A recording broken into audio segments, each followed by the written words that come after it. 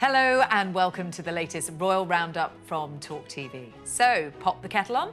This is The Royalty. I'm Sarah Hewson.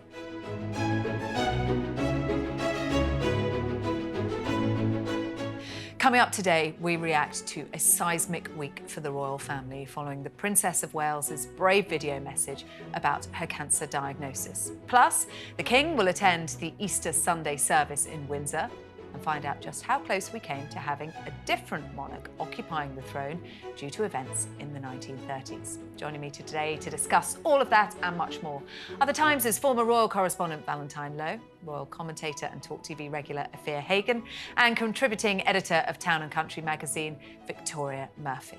It's been an unprecedented week for the royal family. Last Friday, the Princess of Wales said she's in the early stages of treatment after a cancer diagnosis. In a video statement, Catherine said it was a huge shock after an incredibly tough couple of months. But she sent a positive message saying, "I am well and getting stronger every day." Val, I'll come to you first. After all of the weeks of speculation and coverage about the Princess of Wales, where is she, what's going on, what was your reaction when you saw this statement?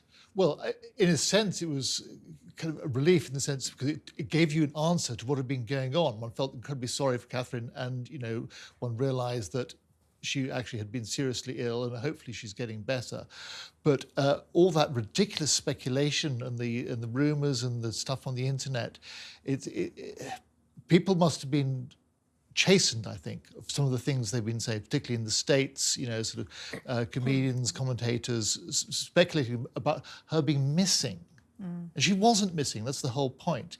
She was continuing to do what Kensington Palace said she was going to do, which was she'd had an operation and she was recovering and she was going to be off for several weeks. And nothing had changed, but somehow, because the hysteria of the internet, all these theories started flying around when nothing had changed.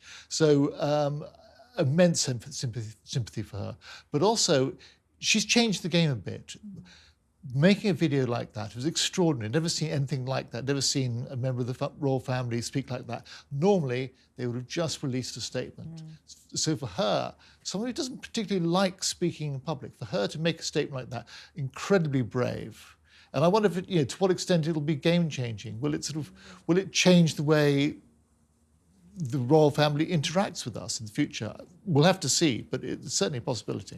It was extraordinary affair, wasn't it? And profoundly moving, actually, to see Catherine there, sat on that bench at Windsor, telling the world just how tough it has been over the past couple of months, and a reminder that nobody knows what's going on in someone else's life behind closed doors. Absolutely. And it was humanising as well. It really humanised what we've been, discussing at length over the past few weeks, that actually at the centre of all this hyperbole is a person, is a human, is a woman, is a mother who has been going through an incredibly difficult time. It's very sobering as well, but it was very much an element of the Princess of Wales telling us in her own words, in very simple terms, and being the grown-up in the room, this is what's happening, this is how I am, this is how I'm going to handle it going forward, and also kind of saying, back off now and everybody calm down. And I think that was very, very necessary. I think it was a really, really great and a really brave decision for her to do a video like that. Like Val said, usually it would just be a statement on headed notepaper, but to actually see her really humanised it, really sobered everybody up, I think. And I think that was a genius move. And to see her there, and this was a statement she wrote herself, wasn't it, Victoria? And the fact that she was there in front of camera should have put paid to all of those conspiracy theorists, shouldn't it? But then you realise you can't silence them. Well, yes. I mean, it is ridiculous that we are still seeing some of sort of residues of this conspiracy idea still going on online, and it does just show you that there is absolutely no point in trying to answer or pander to any kind of hysteria that appears on social media, because it will never be satisfied and you'll end up in a vicious cycle. And I do think that was one of the things that actually stood out about the statement, the fact that there was this mounting hysteria, particularly after the Mother's Day image, and they rightly put out a message about editing that and apologised for the confusion, but they weren't sort of pushed into suddenly releasing more material at that time, and the hysteria was mounting, but they really stuck to their guns, and they didn't have a knee-jerk reaction, and they did what they wanted to do, which was release more information at a time that was right for them and a time that was right for their children. And of course, that's what's really come through here, is that, as we know, has been widely reported, the timing of this statement was all about making sure that by the time the news hit the world, they were away safely with George, Charlotte and Louis in a bubble, so that the reaction to that news was not obvious to their children. And that's right, isn't it, Val, that this wasn't, and Kensington Palace keen to point out, this wasn't a knee-jerk reaction to the kind of wild west of social media as it's been described and all of those various theories. This was something that the Princess of Wales had decided on a couple of weeks earlier, that she wanted to do this message. And as Victoria said, the timing was all about the family and protecting the children and making sure that they knew the news in the most appropriate way, given their ages. Yes, I mean, I think obviously the children are paramount, and there was, a clear strategy that when the news dropped, they should be going away so that the children don't have to deal with immediate aftermath. But you do have to ask yourself whether they had the right strategy, because there was so much madness around, and it was very damaging for a while. And I don't think the royal family, or Kensington Palace, had really anticipated how bad it would get. But of course, it was all fuelled when William suddenly pulled out of that memorial service for his godfather, King Constantine of Greece. Now, it's not clear exactly when he pulled out. We're told now that it was to do with Kate's cancer diagnosis. But I've also heard another narrative that he'd told the organisers of that service that 2 weeks earlier that he wasn't going. So it's a little unclear. But suddenly things went mad after that. And obviously, I think the overall strategy at Kensington Palace was very much driven by William and Kate. I think it was their desires to keep things under wrap, their desires to keep private medical information private. But I just wondered whether in the current climate, in the world we live in, where social media is so rampant, whether there might be an argument for greater transparency and greater openness earlier on. One of the things we're told, Fia, is that Catherine was encouraged by the very positive reaction to the King sharing his diagnosis, and that gave her some desire to do the same herself in her own time. And it must have been super encouraging for her to see how much people gave him such an outpouring of love for his diagnosis with the enlarged prostate as well. And it must have been comforting for her to see that, if I do share what's going on, people are going to be on my team, people are going to be on my side, and that will spur her on. And also using her platform for a cause such as cancer is incredible. It's something that's invaluable. If someone thinks about their health or a niggle or something, a lump or something that they might have had that they're not sure about, and goes to get it checked and get some treatment, that's only got to be a positive thing. But I think also there is the fact that you have to consider that there wasn't as much transparency that was needed from the very beginning. Now, I'm not saying that we have to know every single detail about everything that's going on in the royal family's lives. That's not our right. But I do think that more should have been done, perhaps by, the PR and comms team at Kensington Palace, rather than the Prince and Princess of Wales themselves, to quell the rumour mill, because that must have been incredibly stressful and distressing as well. It's a tough one, though, isn't it, Victoria? Because if the Prince and Princess of Wales had made a decision, we do not want to talk about this until we've done it in the right way for the children. We haven't quite worked out how we feel about this. We haven't quite worked out how we're going to break this news to our children. We just want to, close the shutters and be in our own family bubble until we've processed this, and then we'll tell you in our own time. That's pretty tough, even if you're a PR advisor paid to do this stuff. You know, and as Val said, I do think this was driven by them, and this is a personal matter. And you have this quite tricky situation where you have a family and you have very personal matters, but then you have a business and you have a professional side and you have advisors. And we don't really know to what extent advisors were given information or autonomy to advise on certain aspects of this. I do feel that it was a really strong example for all of us about how out of control the narrative can get in the social media era. It does emphasise the importance of that very clear communication, but also I think the onus does have to be on those social media companies to look at this now, and it's something actually that William and Kate have been quite outspoken on, particularly William in the past, about them being on the back foot, because, you know, social media is publishing. When you put something on social media, you are publishing, and in every single other area of publishing, books, newspapers, magazines, television, you know, you have to have standards. You have to adhere to standards. You have to understand things like libel law and understand the importance of being factual. Yet we have this whole world of publishing going on in social media where people are able to publish without necessarily understanding those things, and also anonymously as well. And that did, we saw, filter back into mainstream media once it reached a certain level of noise. And that is another question, I think, for us to sort of look at as to how powerful it can be now. Linda Yaccarino, the CEO of X, Twitter, put out her own statement of sympathy and support for the Princess of Wales. But Victoria's point, actually, there are platforms here, the publishing platforms that people are being able to use to spread this kind of misinformation.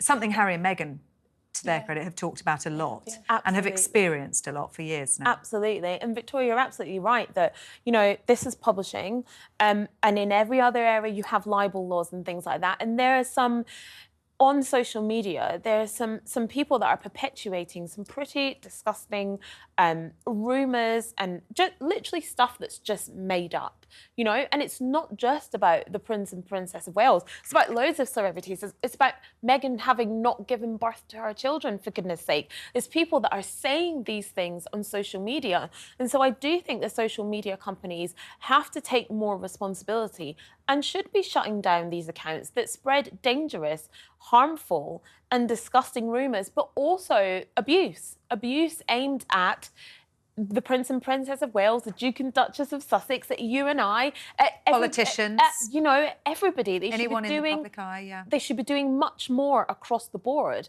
because otherwise people are just getting away with saying absolutely anything they want, and they frankly can't do that. I think what was eye-opening for me over this was the kind of money that you can make from spreading a conspiracy theory. You know, if you put a video out on TikTok and it gets picked up by celebrities in the United States and they repost it and it's then viewed millions of times, you can then sell a subscription. You can sell merchandise even off the back of somebody else's misery.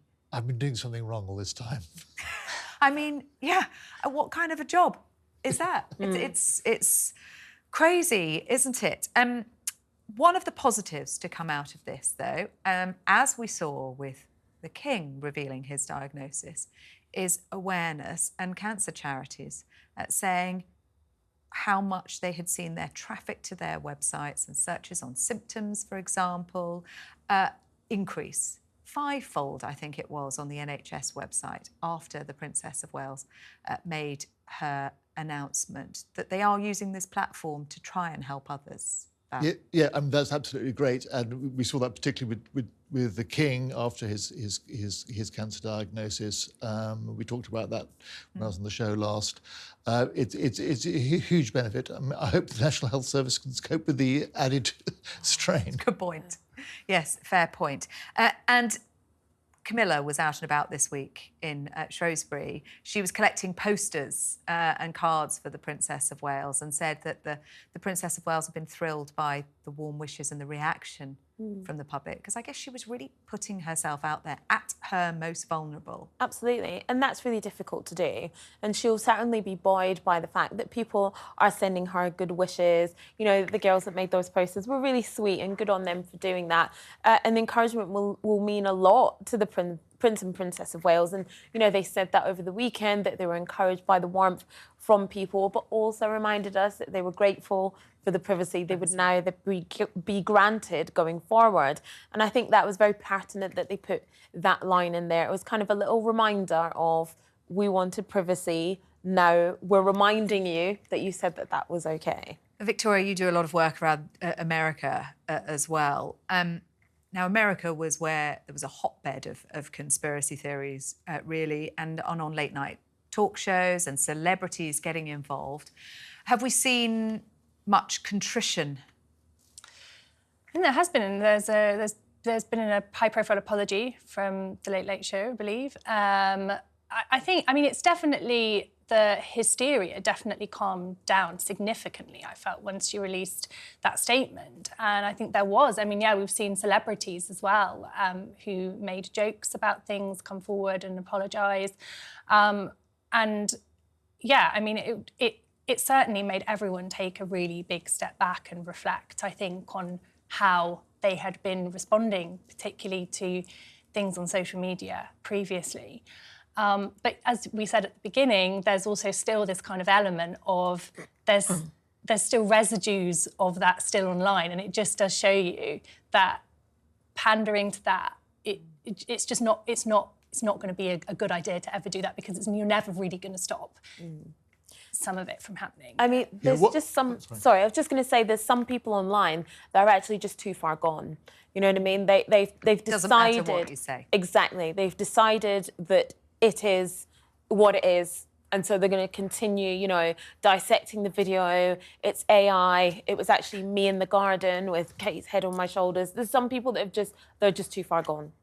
Some people have definitely apologised. I think Blake Lively apologised. Yes, she said she was mortified. But what was interesting, the presenter of the Late Show, Stephen Colbert, you know, talked of his, I can't remember what word he used, forget. He certainly wasn't apologising. I thought it was extraordinary because he'd gone quite far. Yes. When he talked about, you know, made allegations about Prince William, which no one in this country would repeat, and couldn't actually bring himself to apologise. And, you know, he was making jokes about her disappearance when, as I said earlier, she hadn't disappeared. She was doing exactly where Kensington Palace said she was going to yeah. be.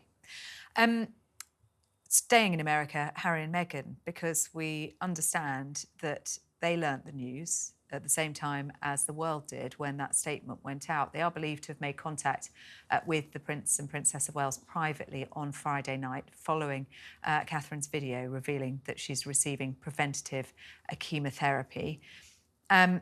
Victoria, I think this just highlights that the depths of the divide really between the Sussexes and the Waleses, that they didn't know in advance. Yeah, I mean, Kensington Palace isn't saying anything on that. They're not commenting on that, but it has been reported that they didn't know in advance. My understanding is that they have reached out to the couple privately, and obviously we know that they put out that public message. I thought it was quite the tone of the message they put out, I thought, was appropriate. You know, it was very brief, it was very heartfelt, it was very simple. I thought that was the right reaction from them to put the statement out that they did.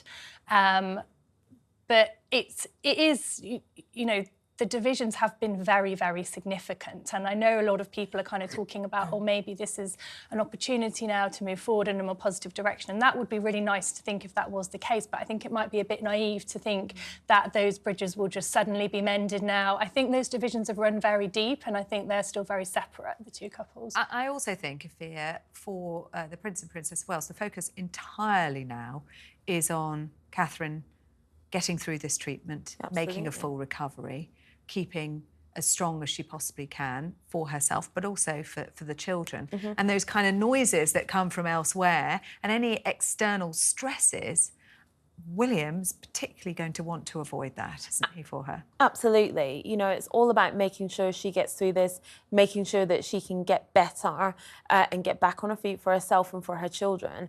And I think none of them need any of the extra stress at the moment. I think it's great that the Duke and Duchess of Sussex reached out. But definitely, it's going to be a long time before we can see a real defrosting in relations between them.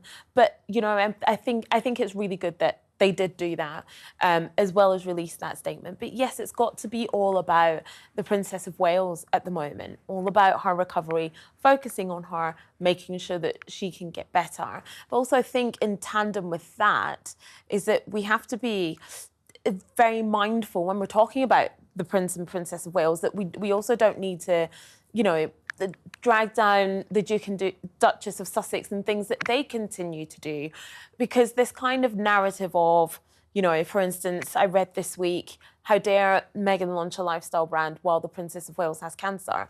One thing does not have anything to do with the other. You know, Meghan, the Duchess of Sussex, has got her life to live. The Princess of Wales has got her recovery to make. The two things do not conflate, and they don't need to. And I think, you know, the column inches wasted on that is, you know, unfortunate. And that has gone on for years, hasn't it? The pitting the two sides against each other. Val, I mean, there could possibly be an opportunity for some kind of contact between them in May. Prince Harry due back here for a church service at St Paul's Cathedral for the Invictus Games. Do you think that's likely, given the history? Given what's happened recently, I think it's probably pretty unlikely. You know, we know that when Harry came over to see his father after the cancer diagnosis, he didn't have any contact with William. One of the interesting questions, I think, is when they did reach out after Kate's diagnosis was made public, was that a WhatsApp message? I mean, because we know that Harry and William do communicate a lot of the time. Well, when they communicate, it's often by WhatsApp. Was it a WhatsApp message, or did someone actually pick up the phone? And if someone picked up the phone, did someone on the other end answer it?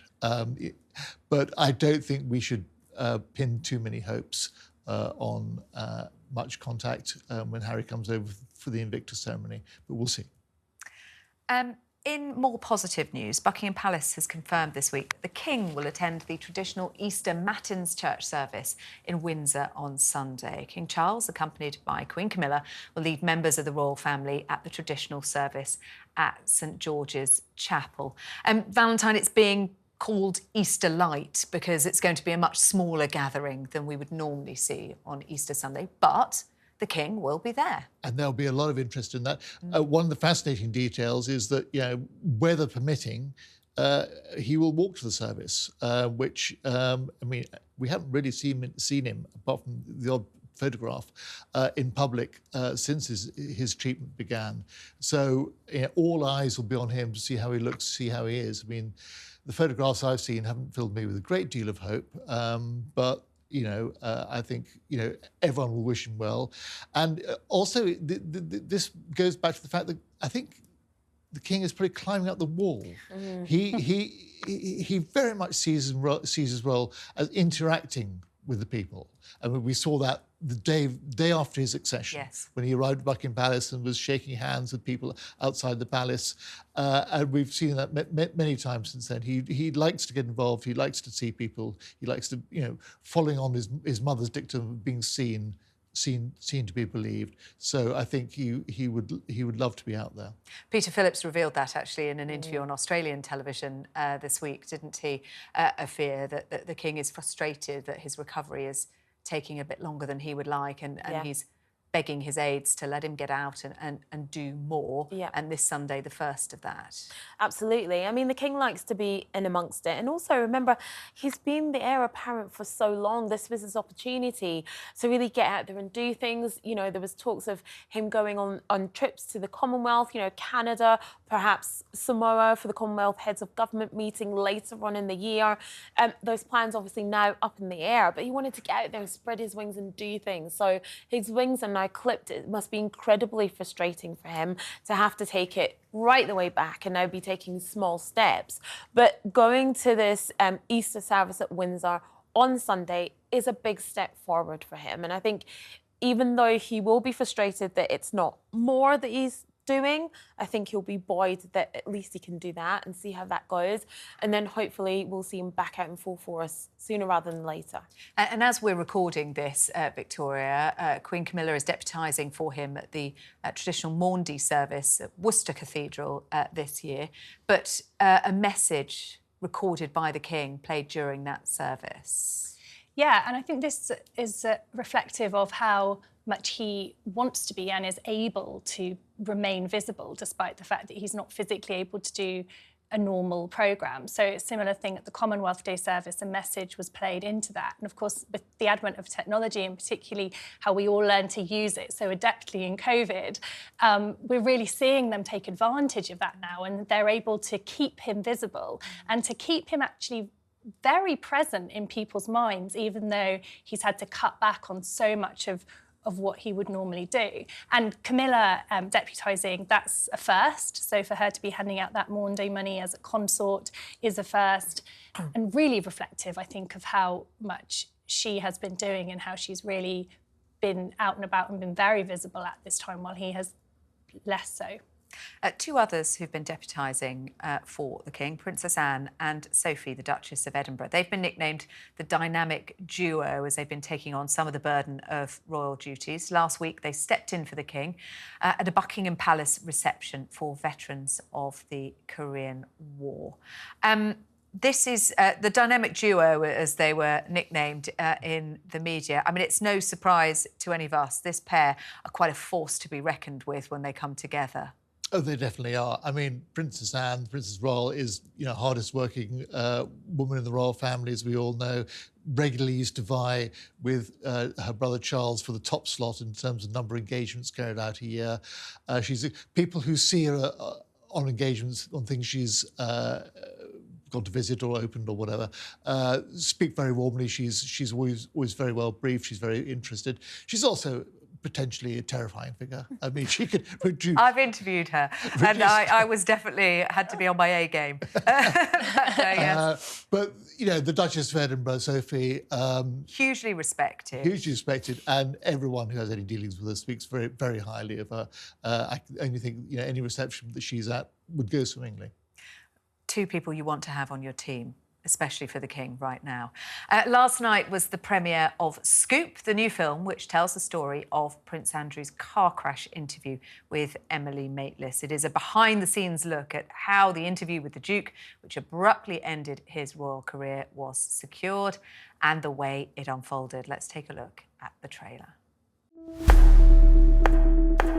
This is the story. The only story. I want it for us. Thursday, 2 p.m, the Palace. 2 chairs in the middle of the floor, 6 feet apart.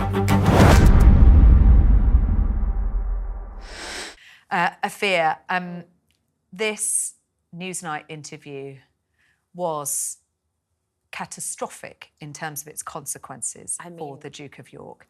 Yeah. And when you look at it being replayed, it's going to be out on April the 5th. It just takes us back to that day, 2019, when the Duke of York thought this interview had gone really well. Yeah, yeah. He was like, great, you know, I've said everything I wanted to say. It was just, that went great. And you're just like, wow. I mean, a car crash. It's literally a car crash on television, but it was actually an award-winning interview as well. You know, it won some Royal Television Society awards for it. And I mean, honestly, when we think about it now, the lines that came out, you know, the Pizza Express and Woking and the inability to sweat and everything like that. Straightforward shooting weekend. You know, you just think to yourself, my goodness, who thought that this was a good idea? Well, they clearly didn't think enough, did they? Well, no. Whereas, between all of them, because he didn't do this by himself. He didn't do it in a vacuum. You know, like everybody who was involved, my goodness, what were you all thinking? But yeah, I mean, I honestly cannot wait to watch this on Netflix. Yeah, I'd say he pretty much did do it in a vacuum, actually. He had one close advisor, Amanda Thirsk, but he wasn't calling on the whole palace who's machinery. played by Keely Hawes, I think, in this film. I will look forward to it. Keely Hawes, another woman who's perfectly capable of being terrifying. But, you know, he was not seeking wider advice. That's the problem. If he had had a big team around him, he might not have done the interview, or he might have done it in much more constrained format, just giving them 5-10 minutes. Just shocking that it was allowed to happen in Buckingham Palace as well. Yes. You had the palace for the backdrop of that, you know. And it was only apparently when he received a tap on the shoulder to go and see his mother afterwards, when she'd read the transcript, apparently, that she recognised instantly just how damaging this was. And he was completely unaware. And Sam McAllister, the producer who secured this interview, talks about how they felt they had to get out of Buckingham Palace as fast as they possibly could, because surely someone was going to stop them and say, this can never, ever be broadcast, but they didn't. Yeah. And the fact that we're seeing this programme made now, and there's another programme, I believe, as well. Yes. You know, so A Very Royal Scandal, which is coming out on Amazon. How big a deal this has become, continues to be for them, and how damaging it is, because every time people revisit this, all of those conversations that we initially had when he first did that interview will come back again. Yeah. Newly viewed cabinet documents indicate that the question of a cash settlement to get rid of the twice-divorced American Wallis Simpson was actually proposed by her lawyer. Had the deal been struck, it could have had far-reaching consequences, lasting down to the present day and resulting in a different monarch occupying the throne, not King Charles. Val, the current Duke of Kent could have ended up. I know, that's extraordinary. I mean, what these documents show is what an absolute flap Whitehall, the government, was in at the time leading up to the abdication. There were discussions between this cabinet fixer, Sir Horace Wilson, and Wallis Simpson's lawyer, Theodore Goddard, at which it turns out that Goddard raises the question of money. What, pay her off? Pay her to go away and not pay marry her to him? go away. And I think Wilson was rather astonished by this. Anyway, the idea quickly disappeared. It was not a runner. But there are other astonishing ideas which were mooted. One was that Queen Mary, who of course married to George V, the Queen Mary should step in and be the regent, which is an interesting prospect. And the other one was that we should skip. So the George VI, as he became, he shouldn't become king. He was the Duke of Kent then. Sorry, he was the Duke of York then. Instead, his younger brother, the Duke of Kent, because he was the only one of the sons of George V who had a son himself. So nice line of succession lined up there. But I mean, I think that's a crazy idea, because he was quite a wayward one, the Duke of Kent. I mean, there was women, possibly there were men too. There were drugs. I mean, all sorts of tales surrounded him. He actually died in a plane crash during the war in 1942. But if he had become king, the current king would be the elderly Duke of Kent. Very different history we'd have had. But the underlying thing, I think these ideas, they're floated. It shows how much they make it up as they go along. And, you know, one wonders what... We think it's just a problem for our one wonders what the archives will show in 50-odd years around Simon Exit and so on. They're absolute flap, and they make it up as they go along. It's very, very odd. Now, Afia mentioned a little while ago that Meghan has announced that she's launching a new luxury lifestyle brand, American Riviera Orchard. It has now been reported that the trademark application for the new venture shows she will be selling cosmetics, body lotions and bath oils, as well as what had previously been announced about trendy jams, butters, luxury cookware and recipe books. Afia, I mean, it's fascinating because we still don't know very much about this brand. We've had this trailer teasing it effectively, but starting to get a bit more information about how it might look. And there have also been comparisons with another brand that Meghan apparently admires, Flamingo Estate.